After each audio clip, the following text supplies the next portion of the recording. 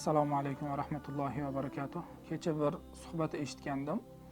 Qabristonda ishlaydigan bir akadan intervyu olishgan ekan, bir qissa aytib berdilar. Men o'zim qattiq ta'sirlandim to'g'risi. Aytadilar, bir mayit olib kelishdi. Pasportlarini qarasam, rus millatiga oid inson, ismlari ham ruscha ism. Keyin so'radim, bu inson kim edi? Musulmon bo'lganmidiki, musulmonlar qabristoniga qo'ysak va janoza o'qisak desalar, aytishibdi, qo'ni qo'shnilarimiz biz. Musulmon bo'lgandilar, musulmon ekanliklariga biz guvoh beramiz, oxiratda ham bunga guvohlik beramiz, ko'mishingiz mumkin deyishgan olib kelgan odamlar.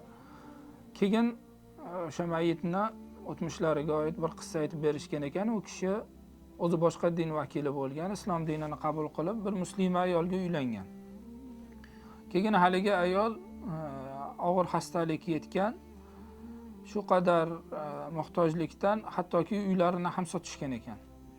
Shu rus millatiga mansub inson o'zlari yashab turgan xonadonini sotib, ayolini xastaligi uchun baribir taqdir taqozosi bilan ayollari olamdan o'tgan. Haligi inson uysiz qolgan, hamma narsasidan sotib ayrilgan ekan.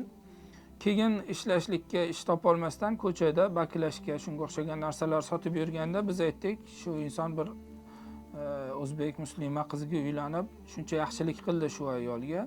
Ko'ringlar-da, o'zi yashab turgan uyigacha sotgan. Hech nimasiz qoldi, borib biroz yordam beraylik shu insonga deb yig'ilib borib sizga yordam beraylik deyishsa, haligi inson aytarmish, meni hayratga solgan, ajablantirgan nuqta shu yerda edi. Men musulmon bo'ldim, alhamdulillah, va hozir kunimni ko'ryapman, ya'ni qornim to'q. Musulmonchilikka ko'ra bir kunlik qornini to'ydirishga yetarli mablag'i yoki yetarli oziq-ovqati bo'lgan inson sadaqa olishi mumkin emas ekan, men sadaqa ola olmayman sizlardan deb bir necha marta mana shunday uzr aytgan ekan. Hattoki umrining oxirigacha hech kimdan hech narsa olmasdan olamdan o'tdi shu inson deb o'sha mayitni aytib berilgan ekan. Men o'zim to'g'risi ta'sirlandim. Hozirgi kunda biz uchun juda ibratli voqea, chunki musulmon ekanmiz. Alloh subhanahu va taolo ustimizda joriy qilgan hukmlariga amal qilishlikka, Allohga itoat qilishlikka, haqiqiy musulmondek yashashlikka harakat qilishligimiz kerak bo'ladi. Mana shu voqeani eshitganimda bir oyat karima yodimga keldi. Alloh subhanahu va taolo Qur'oni Karimda marhamat qiladi. Astag'firullah. Allazina qalu robbunallohu summa istaqamu tatanazzalu alayhimul malaikatu alla takhafu va la tahzanu va abshiru bil jannati allati kuntum tu'adun.